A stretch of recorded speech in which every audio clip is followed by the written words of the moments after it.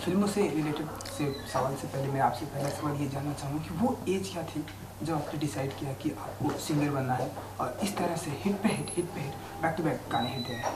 मैंने नहीं कुछ भी डिसाइड किया, ये ज़िंदगी में होता चला गया। मैं सीरियल प्रोड्यूस कर रहा था 16 साल की उम्र में। तो मेरे पिताजी सलमान भाई के साथ फ़िल्म बना रहे थे उस वक्त।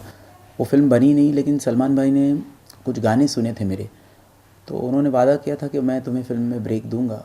और मैं अपनी सीरियल्स प्रोड्यूस कर रहा था जो बहुत बड़े लेवल पे चल रही थी। 7-8 बड़ी सीरियल्स मैंने बनाई उस ज़माने में, 16 साल की उम्र में। अंदाज़, अमर प्रेम, निरमा, आहा जान, दम दमादम, आशिकी, आंगन।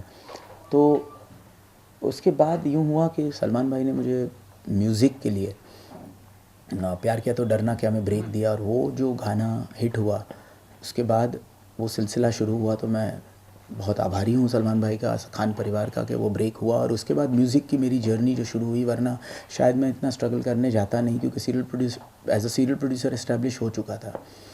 तो प्यार किया तो डरना क्या से लेकर फिर आज 650 हिट गाने हो गए, 120 फिल्में हो गई, ये 100वीं फिल्म टी सीरीज़ के साथ है, 10वीं फिल्म एज एन एक्टर हुई है। तो बहुत कई जितने भी ज़िंदगी के पड़ाव थे, पहले गाना एज अ कंपोज़र, पहला गाना आशिक बना एज अ सिंगर, और आपका सुरूर मूवी या एल्बम आपका सुरूर या रियलिटी शो, सारे पहले जो पड़ाव थे वो सब हिट रहे। तो आगे और बहुत काम मिला, और वो काम को निभाने के लिए जितना हो सके कड़ी मेहनत कोशिश की, और वो ऊपर वाले ने आशीर्वाद दिया और वो सब चीज़ें चली। तो वो ये जितनी भी चीज़ें हुई वो कहीं ना कहीं सोच कर नहीं हुई, बल्कि एक ऊपर वाले का करिश्मा, आप लोगों का प्यार, लोगों की दुआएं, माँ बाप का आशीर्वाद कहीं ना कहीं लगा, जिसकी वजह से ये सब होता चला गया। और पिछली फिल्म एक्सपोजे की कामयाबी के बाद उसमें काफ़ी क्रिटिक्स का बहुत अच्छा साथ रहा, कमर्शियली चली। तो तेरा सुरूर में और मेहनत करने के लिए किरदार में बिल्कुल रघु के किरदार में, जो अपनी गर्लफ्रेंड तारा को डबलिन बचाने जाता है और उसको निकालता है वहाँ डबलिन प्रिजन से एक एस्केप प्लान के ज़रिए, जो नसीरुद्दीन शाह जी, रॉबिन धर्मराज सैंटिनो जी एक डिवाइस करते हैं। और उसके लिए ये कुछ एक्शन है, सस्पेंस थ्रिलर है, और एक edge of the seat thriller है कि आप गैस करते रह जाओगे कि अनिरुद्ध ब्राह्मण कौन है जिसने तारा को फंसाया। शेखर कपूर जी हैं, कबीर बेदी जी हैं। तो larger than life, beautiful visuals, beautiful music and अच्छे परफॉर्मेंसेस हैं। तो उस कैरेक्टर में रघु के लिए एक शेप में आना ज़रूरी था।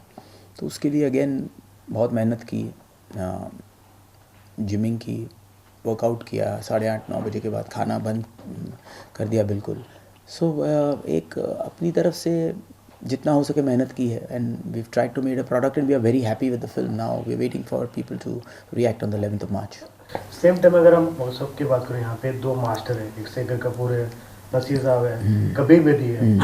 एज एन एक्टर 10वीं फिल्म में क्या कुछ सीख पाए उनसे एज एन एक्टर? देखिए, बहुत आभारी हूँ नसीर साहब का, शेखर कपूर जी का, कबीर बेदी जी का, कि उन्होंने हाँ कहा ये फिल्म में काम करने के लिए। और ये जो कैरेक्टर्स हैं वो इतने लार्जर देन लाइफ हैं कि उसके लिए इतने दिग्गज एक्टर्स की ही ज़रूरत थी। और उनसे नज़र नहीं हटती जब आप उनके साथ परफॉर्म करते हैं, तो वो इतने डिटेल्ड में कैरेक्टर में घुस के काम करते हैं, तो बहुत सीखने को मिलता है। और मैं बहुत ही इंस्पायर्ड हूँ और बहुत इनके आभारी हूँ कि उन्होंने ये रोल किया, बिकॉज़ ये जो किरदार है उनको स्क्रीन प्ले वाइज वक्त देना बहुत मुश्किल था इस्टेब्लिश करने के लिए एक कैरेक्टर को। तो न्यू कमर तो कर ही नहीं सकता था, बिकॉज़ उनकी जो स्क्रीन प्ले है बहुत फास्ट पेस्ड है और बहुत चीज़ें वो कर रहे हैं फिल्म में। तो उनके कैरेक्टर को इस्टेब्लिश करने के लिए अगर कोई न्यू कमर होता तो 15 मिनट के सीन अलग और लिखे जाते, वो था नहीं हमारे पास। तो बिकॉज़ पिक्चर एक फास्ट पेस थ्रिलर है, तो नसीर साहब की कहानी और आगे बढ़ती जा रही है, जिस तरह से वो प्लान डिवाइस करते हैं। या शेखर कपूर जी इंडियन एम्बेसडर हैं डबलिन में,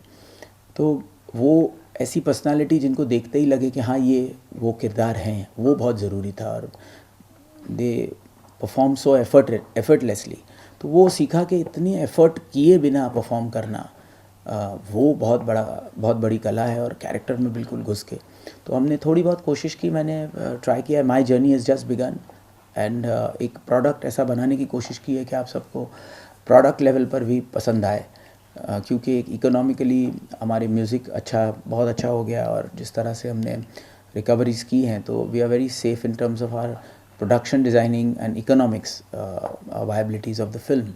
बट रिलीज़ के बाद बात होती है कि पिक्चर कितनी अप्रिशिएट हुई, तो उसके पॉइंट ऑफ व्यू से भी हम बहुत बहुत खुश हैं इस प्रोडक्ट से एंड सोच रहे हैं कि और उम्मीद करते हैं कि लोगों को पिक्चर पसंद आएगी। बट सेम टाइम अगर लोगों की बात करें, आज भी लोग एक्सपोज की एक डायलॉग बात करता है कि स्टाइल तो बहुत है जी, बस थोड़ा सा अपने आप बढ़ दीजिए जी। इसमें हम वो क्या कुछ देख पाएंगे? देखिए, इसमें वो लार्जर देन लाइफ डायलॉग्स नहीं होंगे, क्योंकि वो 60s का एरा था जहाँ ऐसे कैरेक्टर्स होते थे और रियल थे।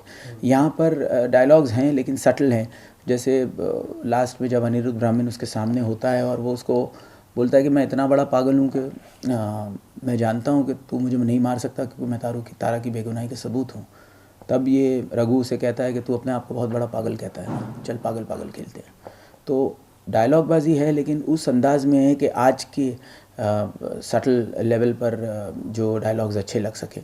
और मुझे लग रहा है कि इस फिल्म में जिस तरह का edge of the seat thriller है कि फर्स्ट फ्रेम से ही फिल्म अपनी कहानी में ऑलरेडी शुरू हो जाती है कि आपको गैस वर्क रखती है, आपको ग्लूड रखती है। और सुरूर का जो दर्द है कि हर इंसान ने कभी ना कभी किसी न किसी से प्यार किया है, उसी प्यार के नाम ज़िंदगी कुर्बान, ये जो मैसेज है पिक्चर का, जो सुरूर एल्बम से चला आ रहा है या सुरूर फिल्म में था, तो वो दर्द का एहसास है। रघु और तारा की प्रेम कहानी है लेकिन एक बहुत ही इंटरेस्टिंग इंट्रीगिंग थ्रिलर के साथ है, एक्शन के साथ है। डबलिन के बहुत खूबसूरत लोकेशंस हैं और बहुत ही टावरिंग परफॉर्मेंसेस हैं नसीर साहब के, शेखर कपूर जी के, कबीर बेदी जी के।